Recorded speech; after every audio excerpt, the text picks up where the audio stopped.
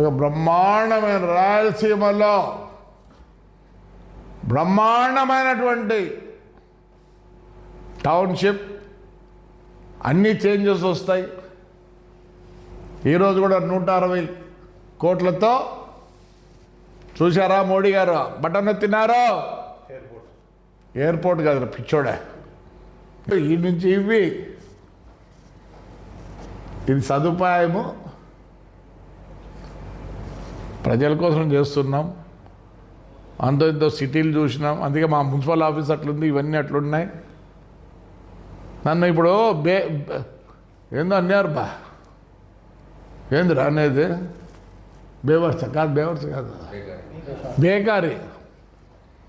అడా ఆప్టికల్ ఆయమ్మ ఉంది, ఒక ఆయమ్మ ఏడా రాజశేఖర రెడ్డి విగ్రహము యువతలన్నీ ఫ్రూట్ పడతాడు, ఎదురుగా ఆప్టికల్ ఆయమ్మ ఉంది. ఆయమ్మ అంటుంది బేకారు నా కొడుకు మమ్మల్ని సతాయిస్తా అన్నాడు. మేము వ్యాపారం చేసుకోకుండా, వ్యాపారం బాగా చేసుకుంటేనే నువ్వు పెడితివి, యువతలు పెడితే, ఆటోలు పెడితే ఎట్లా పోయేది? నేను కరెక్ట్ అమ్మా, నేను బేకారున్నే, అందుకే పొద్దున్న లేసానే ఊరు తిరుగుతాను. ఎందుకంటే మా ఇంట్లో అన్నం పెట్టరు, బేకారు నా కొడుకుని పని చేయండి.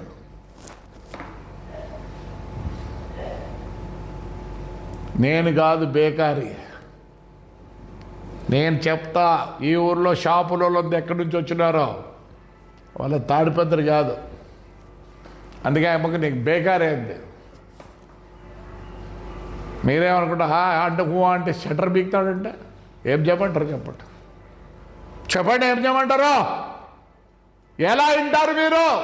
ఈ నుంచి ఇవి ఇది సదుపాయము ప్రజల కోసం చేస్తున్నాం. అంతో ఇంతో సిటీలు చూసినాం, అందుకే మా మున్సిపల్ ఆఫీస్ అట్లుంది, ఇవన్నీ అట్లున్నాయి.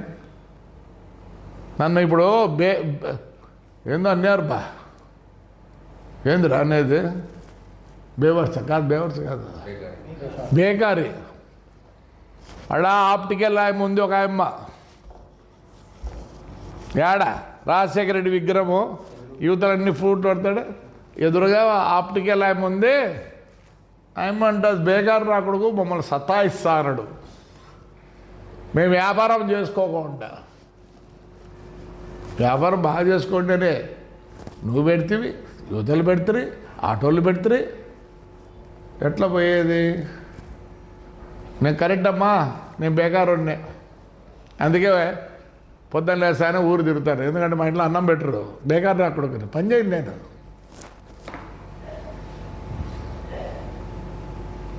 నేను కాదు బేకారీ, నేను చెప్తా. ఈ ఊర్లో షాపులలో ఎక్కడి నుంచి వచ్చినారో వాళ్ళ తాడిపత్రి కాదు, అందుకే అమ్మకు నీకు బేకారీ అయింది.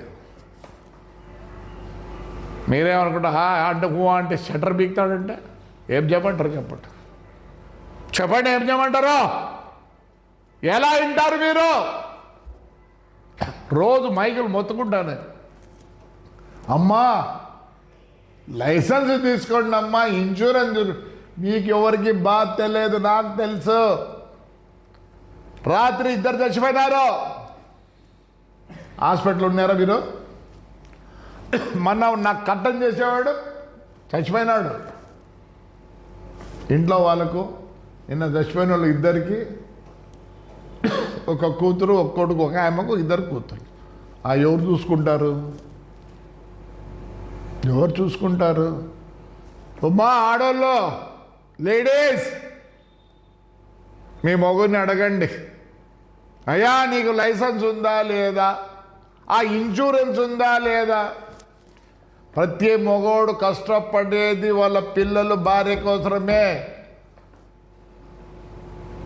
చేయడంలే. రోజు మైక్ 22 సార్లు. ఏమంతా నాకు మీ ఇంటికాడికి ఎవరు రారు, కష్టపడితే పెడతారు, నా దగ్గరకు వస్తారు. రాత్రి నేను పోయినా వాళ్ళకి కనీసం రూపాయి ఇచ్చేవాళ్ళు లేరు. నా దేవులో లేకపోతే కూడా ఆడ అందరిని అడిగి అరే శవాలు వేసుకుపోయే దగ్గర డబ్బులు ఇవ్వమని వాళ్ళ పెద్దోళ్ళతో మాట్లాడి దాన్ని ఎట్లా చేయాలో ఇన్సూరెన్స్ చూసేటప్పుడు మాట్లాడి వచ్చిన. మీకు ఎవరికైనా బాధ్యత ఉందే? మీ ఇంట్లో మీ భార్య పిల్లల బాధ్యత లేదు మీకు. దయచేసి అమ్మా ఆడోళ్ళు షోక్గా తయారుగా కాదు, మీకు లేదు సరైన పద్ధతిలో. మీ భర్తలను అడగండి, ముందు లైసెన్సు, మళ్ళీ ఇన్సూరెన్సు. అత్తలు మామలు చిన్నాయన్లు పెద్దనాయన్లు ఎంతోమంది అంటారు, ఎవరికి ఎవరు తోడలేరు.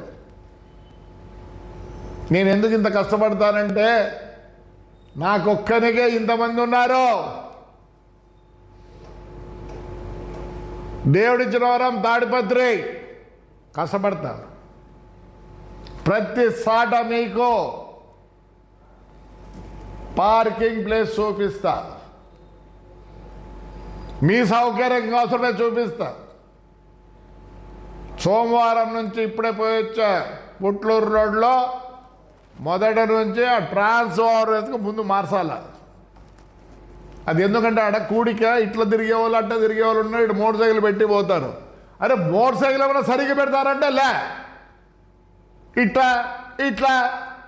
అరే ఒక లైన్లో పెడితే ఇట్లా పెడితే తక్కువ పడతాయి బండ్లు, చక్కగా పెడితే బండ్లు పడతాయి.